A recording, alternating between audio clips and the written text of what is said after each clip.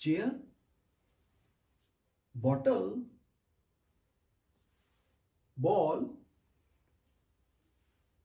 what is this? Scissors, stone, कोल। हमारे चारों तरफ कितनी सारी चीजें हैं ना, चीजें। इन चीजों की वैरायटी की बात की हमने चैप्टर नंबर 1 में। फूड की variety, food, north Indian food, south Indian food, कहीं पे इडली बन रही है, कहीं पे बाटी बन रही है।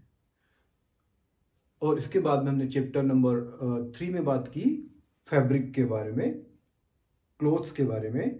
तो वहां भी कितनी वैरायटी थी ना, क्या, शर्ट, स्वेटर, शॉल, साड़ी। तो इतनी सारी वैरायटी ऑब्जेक्ट्स की मतलब चीजों की। ये तो सब चीजों की हमने बात की हमारे चारों तरफ। इन सब थिंग्स को, चीज को इंग्लिश में क्या बोलते हैं, थिंग्स, THINGS। और इन्हीं थिंग्स को क्या बोलते हैं, ऑब्जेक्ट्स। सब चीजें, थिंग्स अराउंड अस जो चारों तरफ हमारे हैं, इनको बोलते हैं ऑब्जेक्ट्स। OBJECTS, objects. तो इन ऑब्जेक्ट्स के बारे में हमें इस चैप्टर में बात करनी है। इनमें से कुछ ऑब्जेक्ट्स तो कलर में डिफरेंट है, कुछ की शेप्स अलग अलग हैं, किसी की साइज वो उसमें डिफरेंस है। तो इन अलग अलग तरह के ऑब्जेक्ट्स को हम अलग अलग तरह की चीजों के बेसिस पर ग्रुप्स में बांट सकते हैं। जैसे कि हम बोले राउंड ऑब्जेक्ट्स, राउंड मतलब गोल मटोल। तो राउंड ऑब्जेक्ट्स की बात करें तो आप क्या क्या एग्जांपल्स देंगे।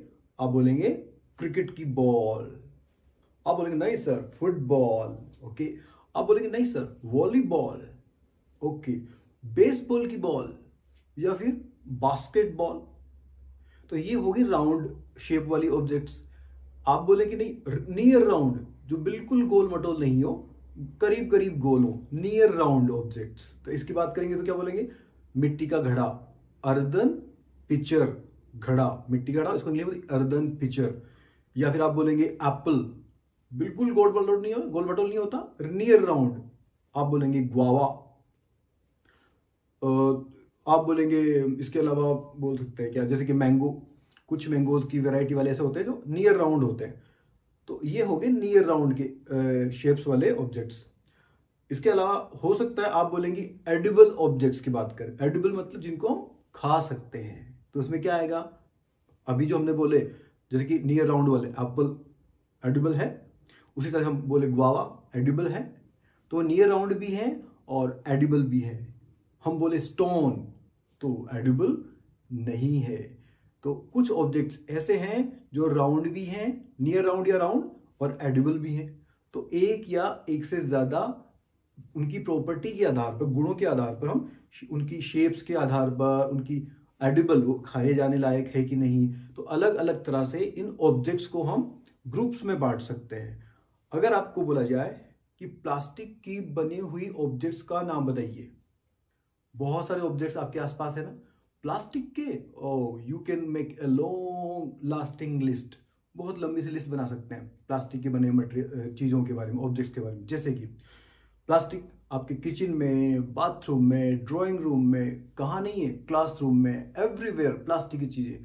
प्लास्टिक की बोतल, प्लास्टिक का कप भी होता है, प्लास्टिक की प्लेट्स होती हैं, प्लास्टिक की चेयर होती है, प्लास्टिक का कंप्यूटर होता है, आपका मोबाइल फोन। इतनी सारी चीज़ें प्लास्टिक की, जो मैंने तो कुछ नाम बोले हैं। देयर अ वास्ट वेराइटी, बहुत ज़्यादा वेराइटी प्लास्टिक की बनी हुई चीज़ों की, ऑब्जेक्ट्स की। तो ये सब ऑब्जेक्ट्स किसके बने हुए, हमने भी बात की प्लास्टिक के। तो ऑब्जेक्ट्स जिस चीज के बने हुए होते हैं उसको क्या बोलते हैं, मटेरियल। METERIAL, material. तो अगर हम बोले प्लास्टिक की बोतल, तो बोतल तो क्या है, एक ऑब्जेक्ट। और तो प्लास्टिक की बात की ना, प्लास्टिक का बना हुआ है, तो प्लास्टिक क्या है, उसका मटेरियल। तो प्लास्टिक की बने हुए ऑब्जेक्ट्स मतलब प्लास्टिक एक मटेरियल है, उसके बने ऑब्जेक्ट तो मतलब बोतल। उसी तरह हम बोलेंगे रबर की बॉल, तो रबर क्या हुआ इसके अंदर, मटेरियल, और बॉल क्या हो गई, ऑब्जेक्ट। तो हम अपने आसपास के ऑब्जेक्ट्स को अलग अलग गुणों के बेसिस पर, आधार पर ग्रुप्स में बांट सकते हैं। तो अभी हमने दो वर्ड्स के बारे में बात की, पहला था ऑब्जेक्ट्स, दूसरा था मटेरियल्स। तो ऑब्जेक्ट्स जो चीजें हमारे चारों तरफ हैं, पूरी दुनिया में तमाम तरह की चीजें हैं, अनकाउंटेबल चीजें हैं, उन सबको तो बोलते हैं ऑब्जेक्ट्स।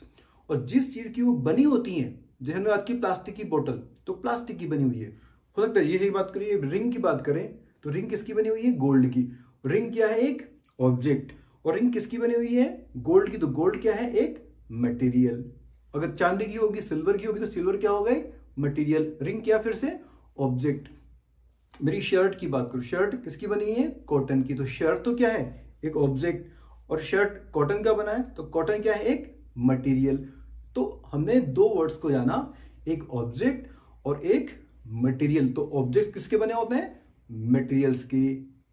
एक्टिविटी का टाइम करते हैं। एक्टिविटी में करना क्या, आपको चीजों को कलेक्ट करना है, ऑब्जेक्ट्स को कलेक्ट करना है, क्लासरूम के अंदर वाले, क्लासरूम के बाहर वाले।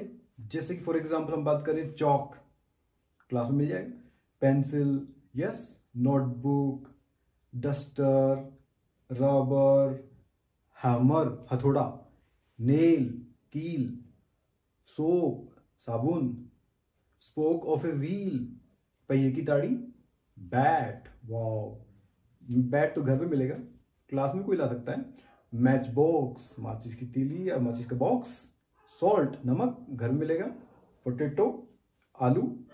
कुछ ऐसे मटेरियल की बात करें जो क्लासरूम में घर के अंदर नहीं ला सकते, जैसे कि ट्रीज, ट्रैक्टर या रोड। तो ये तमाम तरह के आपने कलेक्शन कर लिए। हमने जो इन चीजों का, ऑब्जेक्ट्स का कलेक्शन किया, अगर हम उनको ग्रुप्स में बांटने की कोशिश करें तो उनमें से हो सकता है कुछ किसके बने होंगे, पेपर के, कुछ किसके बने हैं, वुड के, लकड़ी के, हो सकता है कुछ दोनों के ही नहीं बने हो, ठीक है। और तो इस तरह से आपको अलग अलग तरह के ऑब्जेक्ट्स को हमने जो कलेक्शन किया वो है सब ऑब्जेक्ट्स, वो अलग अलग किसके बने हैं, चीजों के बने हैं। तो उनको क्या बोले, जैसे पेपर की बात की हमने, वुड की बात की, तो ये पेपर, वुड, ये क्या है, मटेरियल है। तो अलग अलग तरह के मटेरियल्स के बने हुए क्या है, ये ऑब्जेक्ट्स। तो इस तरह से आपको एक टेबल बनानी है। ये टेबल देखिए, टेबल में दो एग्जाम्पल तो दे रखे हैं, किसके, दो ऑब्जेक्ट्स के नाम लिखे हैं, प्लेट एंड पेन। तो प्लेट किस किस की बनी हो सकती है, वो स्टील की भी हो सकती है, प्लास्टिक की हो सकती है, ग्लास की हो सकती है, वो गोल्ड की भी हो सकती है, सिल्वर की भी बनी हो सकती है, एल्यूमिनियम की भी हो सकती है, ओके। उसी तरह से पेन की बात करें, पेन किसका बना हो सकता है, मेटल का भी हो सकता है, यस, प्लास्टिक का भी बना हो सकता है। तो ये दो एग्जाम्पल तो लिखे उसमें। तो हमने जो दो ऑब्जेक्ट्स की बात की, पेन एंड प्लेट, इस टेबल में वो किसके बने हुए, अलग अलग मटेरियल्स के बने हैं, और पेन और प्लेट क्या है, ऑब्जेक्ट्स।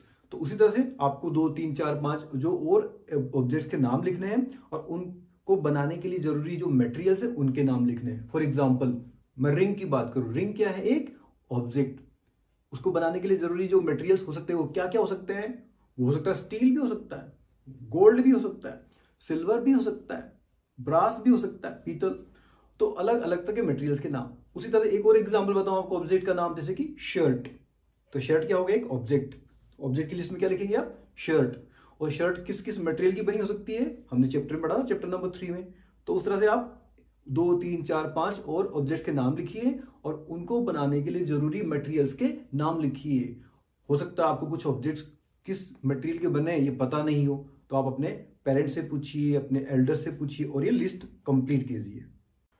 इस एक्टिविटी में हमने ये टेबल बनाकर ये जानने की कोशिश की कि एक ऑब्जेक्ट वो अलग अलग तरह के मटेरियल से बना हो सकता है। अब क्या करना है, इस एक्टिविटी का जस्ट उल्टा कर देना, जस्ट अपोजिट। क्या ऑब्जेक्ट है, यहाँ पे क्या लाएंगे, मटेरियल। मतलब एक ही मटेरियल से अलग अलग तरह के ऑब्जेक्ट्स बनाए जा सकते हैं क्या, यस। जैसे मैं बात करूं गोल्ड, तो गोल्ड एक मटेरियल है, तो क्या गोल्ड का इस्तेमाल करके अलग अलग तरह के ऑब्जेक्ट्स बनाए जा सकते हैं, यस। जैसे कि रिंग भी बना सकते हैं, गोल्ड की चेन भी हो सकती है, ओके। तो गोल्ड की ईयर रिंग्स भी होती हैं, गोल्ड की नोज रिंग भी होती है। तो गोल्ड की अलग अलग तरह की चीजें बनाई जा सकती है, मतलब ऑब्जेक्ट्स बनाए जा सकते हैं। तो इस बार हमने क्या करना है, मटेरियल्स को पहले लिखना है और उस मटेरियल से क्या क्या ऑब्जेक्ट बना सकते हैं वो हम राइट साइड में लिखेंगे। ये टेबल देखिए, टेबल में इसमें बहुत सारे मटेरियल्स के नाम लिखे हैं। तो पहला वुड, उसका एग्जाम्पल आपको दे रखे उसमें। तो वुड की बनी हुई अलग अलग चेयर टेबल, तो आप जानते हैं प्लाउ, PLOUGS, प्लाउ का मतलब हिंदी में होता है हल, प्रोनाउंसिएशन क्या है इसका, प्लाउ। तो प्लाउ किसका बना है, वुड का बना है। तो इस तरह वुड की बनी हुई अलग अलग ऑब्जेक्ट्स के नाम लिखे।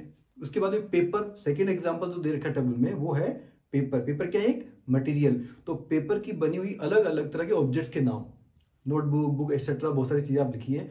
थर्ड में लिखा है लेदर, लेदर का मतलब चमड़ा। तो लेदर क्या है, एक मटेरियल। अब मटेरियल लेदर से बनी हुई अलग अलग ऑब्जेक्ट्स के नाम आपको लिखने हैं, मैंने ब्लैंक छोड़ा है। आप इसमें क्या लिखेंगे, लेदर की बनी हुई अलग अलग ऑब्जेक्ट्स के नाम।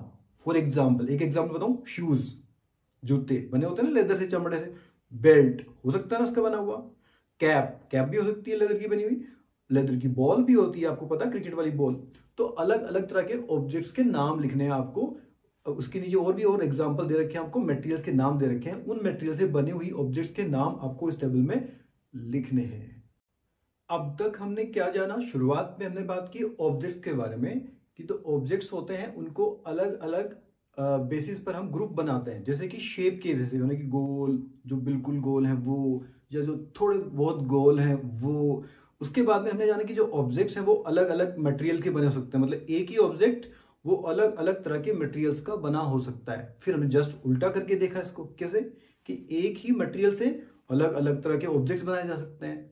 कई बार एक ही ऑब्जेक्ट है ना, वो एक से ज्यादा मटेरियल्स का भी बना हो सकता है। जैसे हम टेबल की बात करें तो एक टेबल है, हो सकता है उसका जो ऊपर का टॉप है वो ग्लास का बना है, नीचे उसके जो लेग्स हैं, चारों टांगे, वो उसका वुड की बनी हो।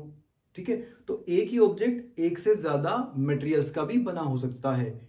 जैसे हम बात करें फ्रिज, तो फ्रिज में, रेफ्रिजरेटर फ्रिज, उसमें एक से ज्यादा, फ्रिज तो क्या है, एक ऑब्जेक्ट, उसमें एक से ज्यादा मटेरियल्स का यूज होता है। जैसे कि उसमें प्लास्टिक डेफिनेटली होता है, उसमें मेटल्स भी होती हैं, उसमें ग्लास भी होता है। ओके, और उसके अलावा कुछ और चीजों का इस्तेमाल भी किया जा सकता है।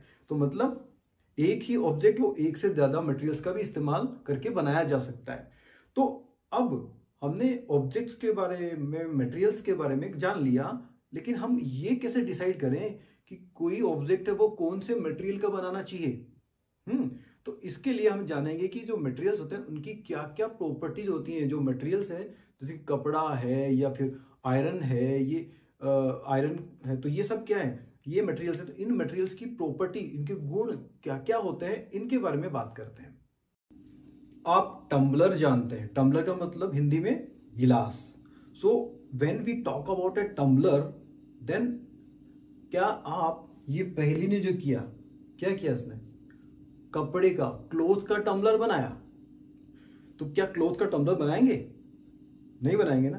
क्यों, क्लोथ का टम्बलर बनाएंगे तो क्या होगा, पानी या जो भी लिक्विड, हमने टम्बलर का इस्तेमाल किसके लिए करते हैं, किसी लिक्विड को भरने के लिए। तो वो टम्बलर से, इस क्लॉथ के टम्बलर से तो पानी नीचे निकल जाएगा। हमारा टम्बलर का मकसद क्या होता है, पर्पज, हम क्यों यूज करते हैं टम्बलर को, किसी लिक्विड को उसमें होल्ड करने के लिए, रोकने के लिए। तो हमें टम्बलर एक ऐसे मटेरियल का बनाना पड़ेगा। टम्बलर क्या है, एक ऑब्जेक्ट, और जो क्लॉथ का इस्तेमाल पहली कर रही है वो क्या है, क्लॉथ क्या है, एक मटेरियल। तो हमें एक ऐसे मटेरियल का टम्बलर बनाना पड़ेगा जो कि पानी को या किसी लिक्विड को होल्ड कर सके, रोक सके। मतलब जैसे कि स्टील का, पीतल का, गोल्ड का, सिल्वर का, एल्यूमिनियम का, कॉपर का, तांबे का, इनका तो हम ग्लास बना सकते हैं। सॉरी, गिलास को हिंदी इंग्लिश में बोलते हैं टम्बलर। तो टम्बलर बनाने के लिए कपड़े का इस्तेमाल नहीं करेंगे, क्योंकि ये तो स्टूपिड चीज होगी। हम टम्बलर क्यों बना रहे हैं, रोकने के लिए। तो ग्लो तो रोक नहीं पाएगा ना। इसी तरह से अगर हम बर्तनों की बात करें, वेसल्स, किचन के बर्तनों की, किचन वेसल्स की बात करें, तो पेपर के बनाएंगे क्या, नहीं बनाएंगे ना। तो it will be not a wise thing, अक्ल की बात नहीं होगी। ठीक है, तो हमने देखा कि अलग अलग तरह के जो ऑब्जेक्ट्स होते हैं उनको बनाने के लिए हमें यह देखना पड़ता है कि उस ऑब्जेक्ट को बनाने का हमारा पर्पस क्या है, किस काम में लेंगे, तो उसकी, और वो जो ऑब्जेक्ट जिसका इस्तेमाल करें उसकी प्रॉपर्टी क्या है, वो उसके गुण क्या है, भाई वो संभाल पाएगा कि नहीं संभाल पाएगा, वो हमारा उद्देश्य पूरा कर पाएगा कि नहीं कर पाएगा। टम्बलर बना रहे हैं तो उसमें पानी रुक पाएगा या नहीं रुक पाएगा, ठीक है। तो ये हम उस ऑब्जेक्ट की प्रॉपर्टी के बेसिस पर वो जो मटेरियल बना रहे हैं वो किस काम आएगा और उसकी प्रॉपर्टी क्या है, वो गुण क्या है, उसके बेसिस पर हम डिसाइड करेंगे। तो हमें अब जानना है कि अलग अलग तरह के मटेरियल्स की क्या क्या प्रॉपर्टीज होती हैं। सो मटेरियल की प्रॉपर्टी नंबर 1 है अपीयरेंस, APPEARANCE। अपीयर में ANCE जुड़ गया, अपीयरेंस मतलब दिखावट। कोई मटेरियल दिखने में कैसा है, दिखने में मतलब चमकता है या नहीं चमकता, शाइन करता है या नहीं करता। तो ये शाइन है ना, इसका जिसमें शाइन है वो उस मटेरियल को बोलते हैं लस्ट्रस। शाइन का एक दूसरा वर्ड है वो है लस्टर, LUSTRE। लस्टर का मतलब भी शाइनी होता है, चमक। तो जिसमें शाइन है उसको शाइनी बोलते हैं, चमक वाला। और शाइन का दूसरा वर्ड कौन सा सिमिलर वर्ड, लस्टर। तो शाइन वाला, लस्टर वाला, शाइनी या लस्टरस। शाइनी का सिमिलर वर्ड हो गया लस्टर। तो जिसमें चमक है उसको लस्टरस बोलेंगे या शाइनी बोलेंगे। और जिसमें शाइन नहीं है वो या तो नॉट शाइनी बोलेंगे या नॉन लस्टरस, जिसमें शाइन नहीं है। तो अगर हम बात करें वुड एंड आयरन के बारे में, तो वुड लकड़ी और आयरन लोहा। तो वुड और आयरन दोनों डिफरेंट दिखते हैं ना। उसी तरह से अगर हम बात करें आयरन एंड एल्यूमिनियम के बारे में, तो आयरन अलग तरह का दिखता है लोहा, और एल्यूमिनियम अलग तरह का दिखता है। लेकिन अगर हम बात करें आयरन, एल्यूमिनियम और वुड तीनों की अगर इकट्ठी बात करें तो वुड एक अलग तरह की चीज हो गई और आयरन और एल्यूमिनियम अलग तरह की चीज होगी। दोनों में खास बात क्या है, एल्यूमिनियम और आयरन में खास बात क्या है, ये दोनों एक्चुअली चमकते हैं लेकिन वुड नहीं चमकती है, ठीक है ना। तो वुड में शाइन नहीं है, इन दोनों में शाइन है। अच्छा, तो हम एक एक्टिविटी करते हैं, अलग अलग तरह की चीजों को चेक करते हैं कि किसमें शाइन है किसी में शाइन नहीं है, चमक वाले और लस्टरस और नॉन लस्टरस। तो अगर हम बात करें चॉक स्टिक, तो चॉक स्टिक की बात करें, चॉक स्टिक को अगर हम फ्रेश तोड़ें अगर उसको, तो क्या उसमें चमक दिखती है, नहीं दिखती ना। उसी तरह से अगर लकड़ी को काटा जाए फ्रेश तो उसमें चमक दिखती है, नहीं है, तो वो नॉन लस्टरस। चॉक भी नॉन लस्टरस। लेकिन कई बार ऐसा होता है कि कुछ पुराने आयरन के ऑब्जेक्ट्स, लोहे के ऑब्जेक्ट्स जो बाहर ओपन में रखे हैं वो चमकते नहीं चमकते ना। अंदर घर के अंदर जो चीजें हैं वो तो चमकती हैं, लेकिन शाइन करती हैं लोहे की चीजें, लेकिन बाहर रखी वो उनकी चमक खत्म हो गई है। लेकिन अगर उनको फ्रेश काटा जाए, या जैसे कि हम बात करें आयरन स्मिथ, लोहार के जो शॉप होती है, दुकान होती है, वहां पर वो लोहे की चीजों को काटते हैं। तो वो जब लोहे की चीजें फ्रेश कटती है तो वो तो चमकदार दिखती है, लेकिन ये जो चीज बाहर रखी है लोहे की, उसमें शाइन खत्म हो गई है। कहाँ चली गई है, एक्चुअली उसने उस लोहे की ऑब्जेक्ट ने बाहर होने के कारण वाटर और एयर के साथ में रिएक्शन कर ली है, उसकी रस्टिंग हो गई है।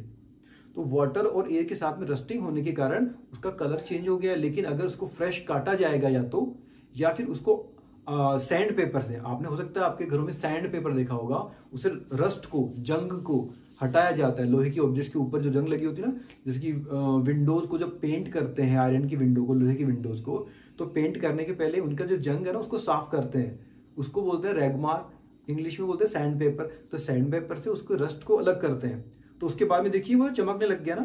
तो एक्चुअली वो तो कुछ वजह के कारण वो उसकी शाइन खत्म हो गई, वरना वो फ्रेश अगर उसको काटा जाएगा या उसको रगड़ा जाएगा तो अंदर से चमक नजर आएगी। ओके, तो इस बेसिस पर, अपीयरेंस के बेसिस पर, पहली प्रॉपर्टी के बेसिस पर दो तरह के हो गए मटेरियल्स। कौन से, पहले शाइनी या लस्टरस, दूसरे नॉन शाइनी या नॉन लस्टरस। मेरे पास दो ऑब्जेक्ट्स हैं, दो अलग अलग तरह के मटेरियल्स के बने हुए। ओके, एक देखिए पॉम, दूसरा देखिए एक ग्लास बॉटल। दोनों को मैं कंप्रेस करने की कोशिश करता हूं। कंप्रेस मतलब दबाने की कोशिश करता हूं। पहले देखिए, सॉरी मैं नहीं दबा पाया इसको देखिए, इजी है ना। तो कुछ मटेरियल्स तो ऐसे हैं जिनको इजी है कंप्रेस करना, कुछ मटेरियल ऐसे हैं जिनको कंप्रेस करना इजी नहीं है। कंप्रेस दबाना, this is property number 2, hardness. जिनको इजीली कंप्रेस कर सकते हैं वो हो गए सॉफ्ट, और जिनको इजीली कंप्रेस नहीं कर सकते वो हो गए hard. The materials which can B compressed easily, those are known as soft, and the materials which are difficult to compress are known as hard। तो इस तरह से आप डिफरेंट मटेरियल्स को चेक कर सकते हैं। जैसे कि हम बात करें क्लॉथ, कॉटन इजीली आप इसको कंप्रेस कर सकते हैं। चॉक स्टिक आप तोड़ सकते हैं इजीली। वुड के साथ में, आयरन के साथ में, स्टील के साथ में आप करेंगे, it will be very difficult. Iron nail की अगर बात करें, वेरी वेरी डिफिकल्ट ना। तो इस तरह से हम उसको कंप्रेस करने के बेसिस पर 2 कैटेगरी में बांट सकते हैं। हार्डनेस उसका प्रॉपर्टी का नाम, और वो 2 तरह के मटेरियल हो जाएंगे, हार्ड एंड सॉफ्ट। तो this is the property number 2। Property number 3 का नॉलेज स्टडी करने के लिए हमें चाहिए 5 अलग अलग तरह के मटेरियल्स या सब्सटेंसेस। सॉल्ट, शुगर, सैंड बालू मिट्टी, chalk powder and sawdust. Chalk powder जानते हैं आप, चॉक का डस्ट। और सॉडस्ट मतलब आरा मशीन में जहां लकड़ियां चीरी जाती ना, वहां पर जो लकड़ी का बुरादा बिखरता है, that is known as sawdust. Actually saw आरी को बोलते हैं इंग्लिश में, आरी जो लकड़ी को काटने में काम आती है। तो उससे जो लकड़ी की जो डस्ट गिरी उसको सॉ डस्ट बोलते हैं। तो 5 मटेरियल्स आपने लिए। अब आपको क्या करना है, पानी के 5 अलग अलग तरह के टम्बलर ले लीजिए, गिलास। उनमें एक एक चम्मच इन 5 का डालिए और उनको स्टिर कीजिए, स्पून से घोलिए। STIR, स्टिर मतलब घोलना, घोलिए। आफ्टर सम टाइम देखिए क्या वो 5 के 5 गायब हो गए, डिसअपियर हो गए। कुछ इनमें डिसअपियर हो गए और कुछ डिसअपियर न हुए। पहले अगर बात करें हम सॉल्ट के बारे में, तो सॉल्ट आपने 1 चम्मच घोला, स्टिर किया, गायब, डिसअपियर हो गया। डिसअपियर होने का मतलब ये हुआ कि वो उसमें डिसॉल्व हो गया है, वो उसमें घुल गया है।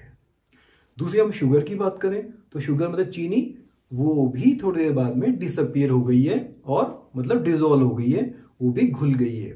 थर्ड हम बात करें सैंड की, बालू मिट्टी की, तो हमने इसको घोलने की कोशिश तो की, लेकिन आफ्टर सम टाइम क्या हुआ, वो बॉटम में, पैंदे में सेटल डाउन हो गई। वो डिसअपियर नहीं हुई, डिसॉल्व नहीं हुई, तो वो नहीं घुली। फिर हम बात करें चौथी मटेरियल्स की, चौथे सब्सटेंस की, हमने क्या लिया था, चॉक पाउडर। तो चॉक पाउडर को हमने घोलने की कोशिश की, लेकिन चॉक पाउडर भी उसमें नहीं घुला। क्या हुआ, पैंदे में बैठ गया। तो ये भी डिसॉल्व नहीं हुआ, डिसअपियर नहीं हुआ, गायब नहीं हुआ। और 5वां मटेरियल क्या लिया हम लोगों ने, सॉ डस्ट, वो मिट्टी, इसका लकड़ी का बुरादा। तो अब इसको हमने घोलने की कोशिश की, तो ये तो पैंदे में भी नहीं बैठा और ये डिसॉल्व भी नहीं हुआ, गायब भी नहीं हुआ, डिसअपियर भी नहीं हुआ। तो मतलब क्या हुआ, ये उसके सरफेस के ऊपर तैरने लग गया। तो हमने देखा 2 तो इसमें ऐसे मटेरियल से जो कि पानी के अंदर गायब हो गए, डिसअपियर हो गए। बाकी तीनों के तीनों गायब नहीं हुए, डिसअपियर नहीं हुए। तो जो डिसअपियर हो गए मतलब डिसॉल्व हो गए, उनको तो बोलते हैं सोल्यूबल, SOLUBLE। सोल्यूबल की डेफिनेशन क्या होगी, the substances which are disappeared in water are known as soluble. Okay, disappear का मतलब गायब हो गए। एंड दूसरे जो डिसअपियर नहीं हुए उनको बोलेंगे इनसोल्यूबल, मतलब वो डिसअपियर नहीं होते हैं, वो गायब नहीं होते, घुलते नहीं है। तो the substances which are not disappeared in water are known as insoluble. तो वाटर में कुछ घुल जाते हैं, कुछ नहीं घुलते।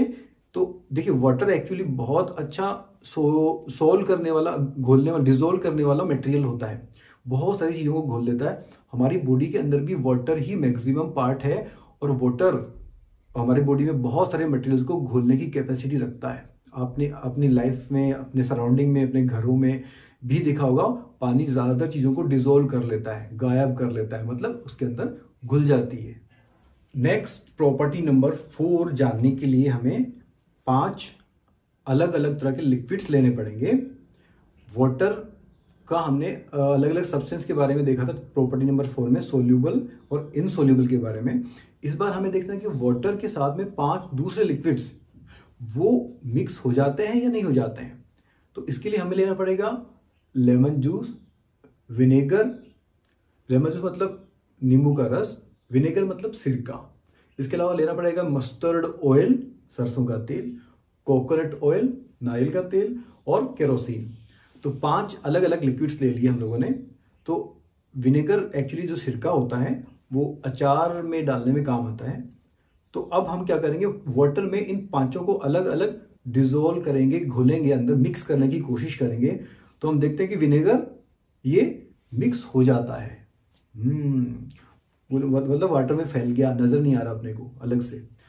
फिर हमने बात की सेकंड वाला, जो हमने लेमन जूस की बात की, लेमन जूस को डिजोल्व करके देखा वाटर में, इसको घोल कर देखा, मिक्स करके देखा, वो भी घुल गया। अब देखते हैं हम थर्ड, जो मस्टर्ड ऑयल लिया हमने, सरसों का तेल, इसको पानी में मिक्स किया, घोल के देखा, फिर रोका थोड़ी देर बाद में, तो क्या हुआ, अरे ये तो वाटर की सरफेस के ऊपर इसकी एक अलग से लेयर बन गई है, ये मिक्स नहीं हुआ है।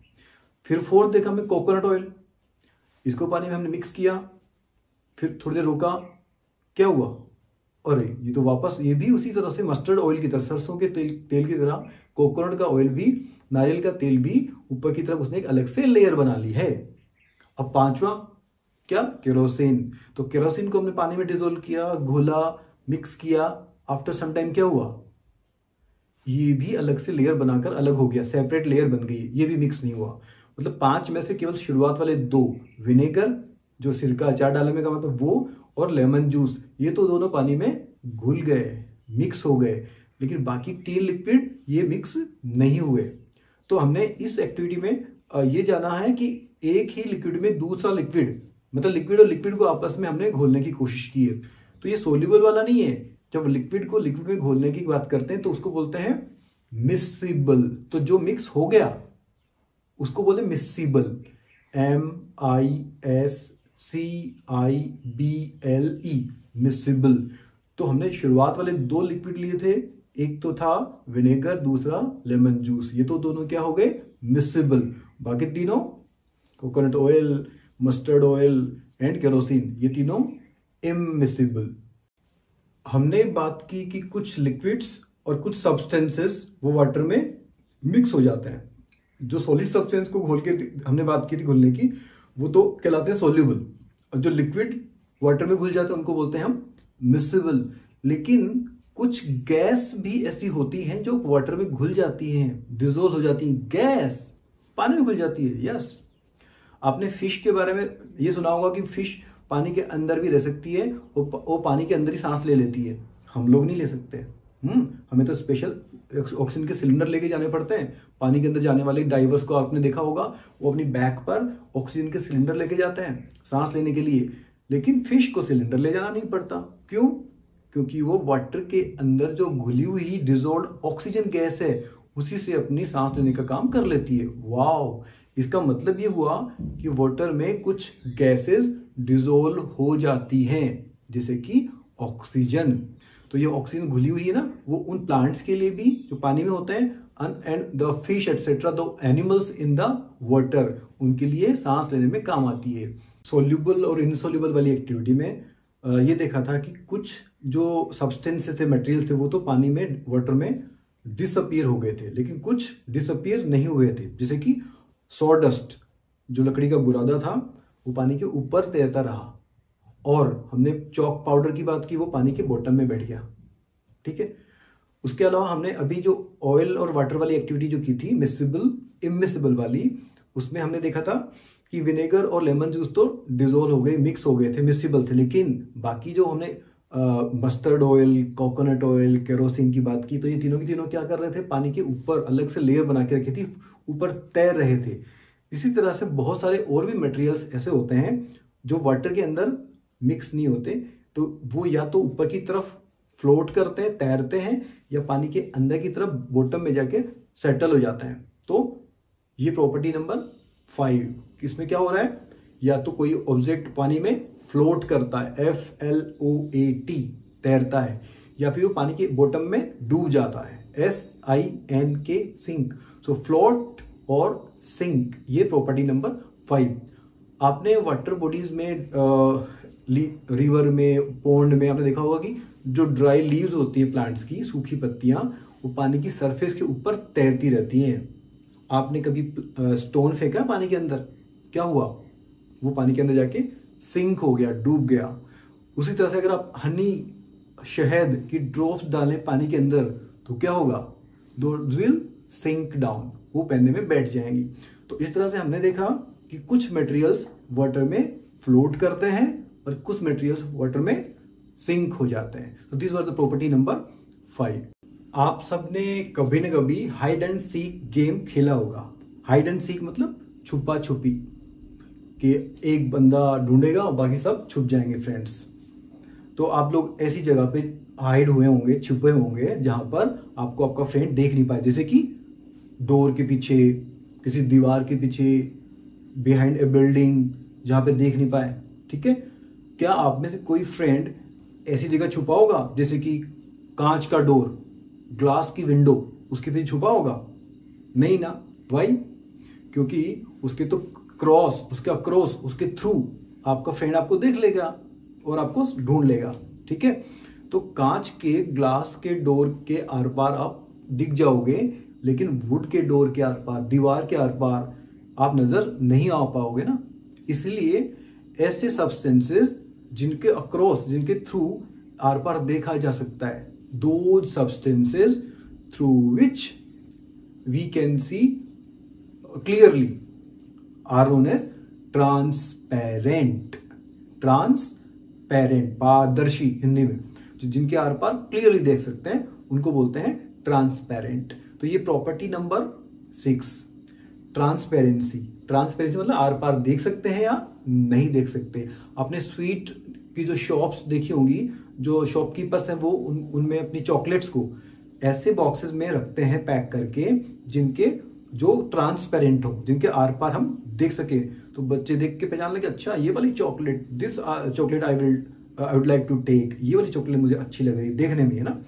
तो ये वाली जो कन्फेक्शनरी, जो मिठाई की शॉप होती है, स्वीट्स की, चॉकलेट्स वाली शॉप्स होती है, वहां पे ऐसे बॉक्स में रखते हैं। ऐसे नहीं लोहे के बॉक्स के अंदर पैक करके रखें चॉकलेट्स को, नहीं करते ना।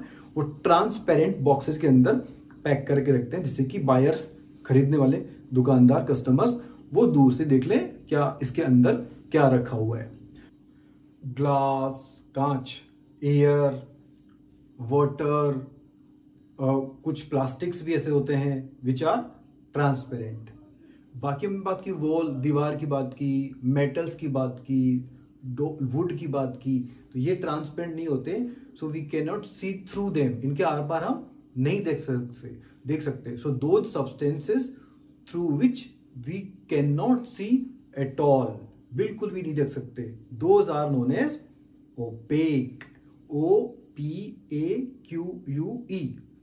ये ट्रांसपेरेंट का जस्ट अपोजिट है। ट्रांसपेरेंट में तो क्लियरली हम देख सकते हैं अक्रॉस, आर पार, लेकिन इन ओपेक ऑब्जेक्ट के थ्रू बिल्कुल भी नहीं देख सकते। तो दीज आर ओपेक। इनके एग्जांपल्स क्या? Metal, would, iron, cardboard box, etcetera. Components of food वाले चैप्टर में हमने डिफरेंट फूड कंपोनेंट्स को टेस्ट करने के अलग अलग मेथड्स की बात की थी। हमने उसमें स्टार्च के बारे में बात की थी, प्रोटीन के बारे में बात की थी और फैट के बारे में बात की थी। तो फैट का टेस्ट करने के लिए बात की थी कि अगर एक पेपर में कुछ मूंगफली के दाने लेकर हम अगर पेपर को धीरे धीरे क्रश करते हैं, कूटते हैं, और उसके बाद में दानों को हटाकर पेपर को देखते हैं, तो पेपर पर एक ऑयली पैच बन जाता है, धब्बा बन जाता है। तो अगर ऐसा एक पैच आप बना पाए फिर से, और फिर आप उसके थ्रू, उसमें से होकर लाइट को देखें, तो आपको क्या दिखेगा? पहले के मुकाबले ज्यादा अच्छे से लाइट दिख रही है, लेकिन क्लियरली नहीं दिखता है। ठीक है, तो ये पेपर एक्चुअली इसके आर पार हमें बिल्कुल क्लियर नजर नहीं आ रहा, लेकिन ऐसा भी नहीं कि बिल्कुल भी नहीं दिख रहा है। तो ना तो ये ट्रांसपेरेंट और ना ये ओपेक। तो ये प्रॉपर्टी ट्रांसपेरेंसी का थर्ड पार्ट है। ट्रांसपेरेंसी जो प्रॉपर्टी ना, उसका पहला था ट्रांसपेरेंट, बिल्कुल आर पार दिखे, ओपेक बिल्कुल भी नजर नहीं आया आर पार, और थर्ड दिख रहा है लेकिन क्लियरली नहीं दिख रहा है, क्या है? तो इसको बोलते हैं transparent translucent. So those objects through which, जिनसे होकर we can see but not clearly, clearly नहीं देख सकते, are known as translucent.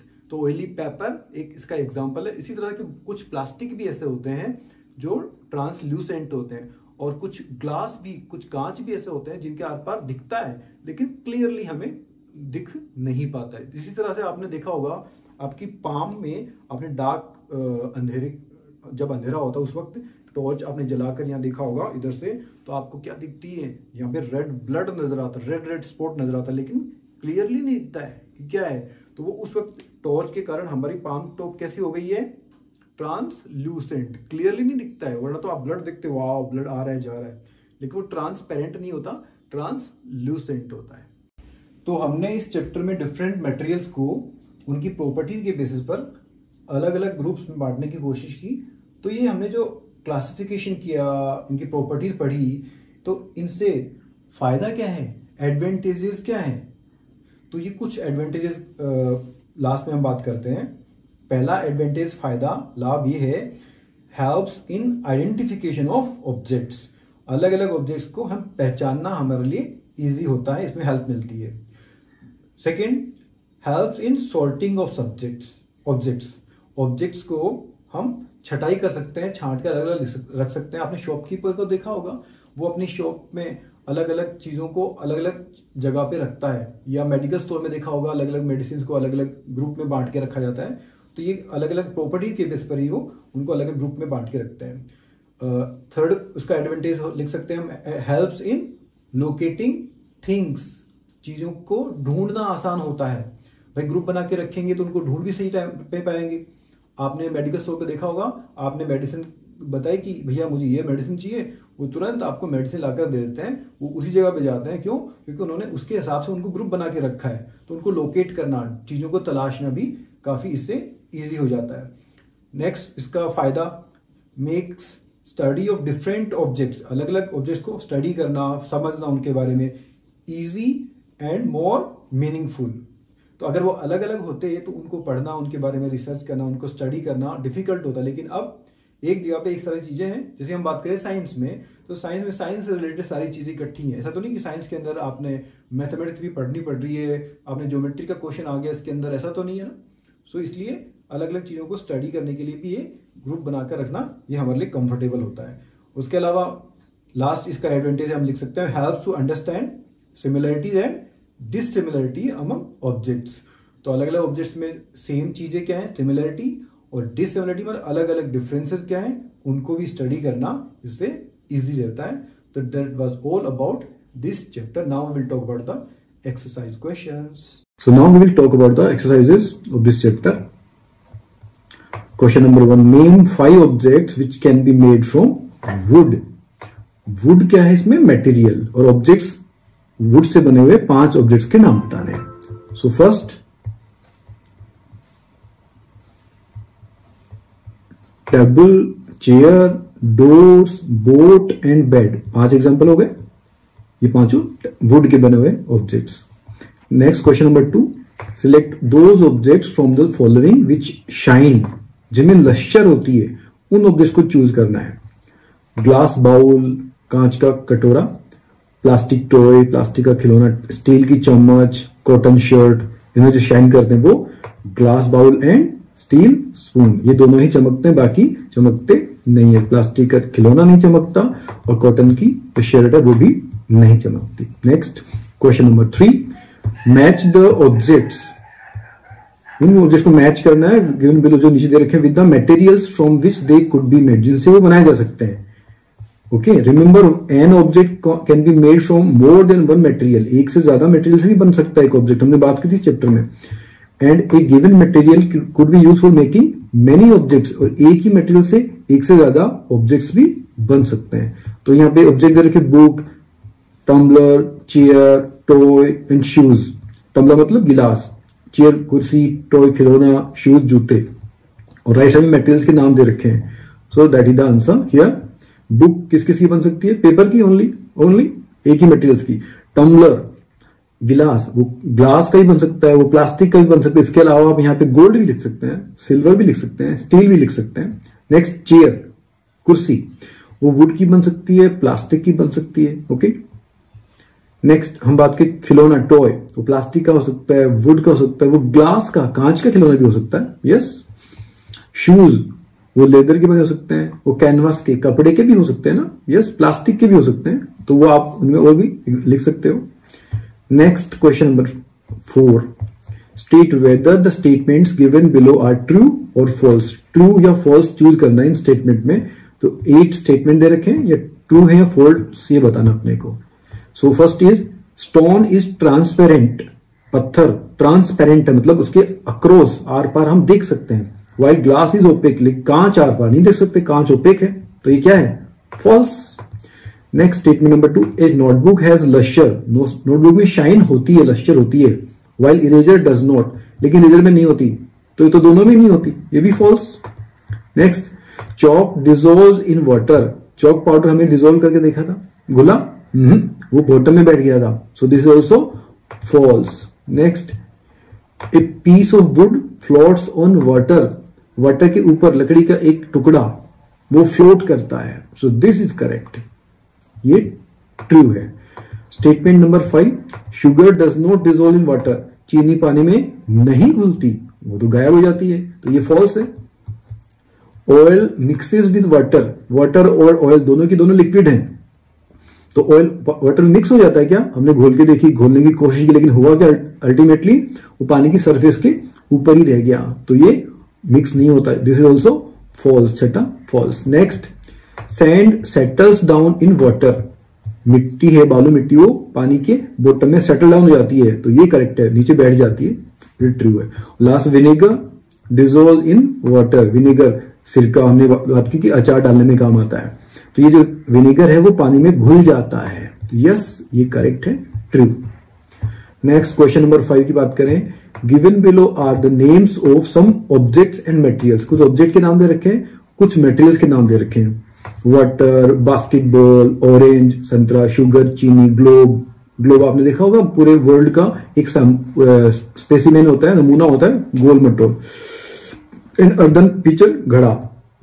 Group them, इनको ग्रुप बनाने हैं, पहला कौन सा बेसिस है ग्रुप बनाने का, राउंड शेप वाले एंड अदर शेप, तो पहले राउंड शेप वाले, फिर दूसरी शेप वाले जो बच जाएंगे वो। दूसरा ग्रुप बनाने का बेसिस के आधार क्या है, eatables and non eatables. Eatable का हमने एक वर्ड और पढ़ा है, एडिबल, जिनको हम खा सकते हैं, और नॉन एडिबल्स जिनको नहीं खा सकते। ओके, तो जिनको पहले तो राउंड शेप की बेसिस बात करें, राउंड शेप वाले, गोल शेप वाले, तो बास्केटबॉल, एप्पल, हमने बात की कि एप्पल नियर राउंड है, पूरा गोल तो नहीं है। ऑरेंज, ग्लोब तो पूरा राउंड होता है लेकिन ऑरेंज नहीं होता, तो नियर राउंड मान सकते हैं। अर्दन पिचर, ये भी नियर राउंड मान सकते हैं।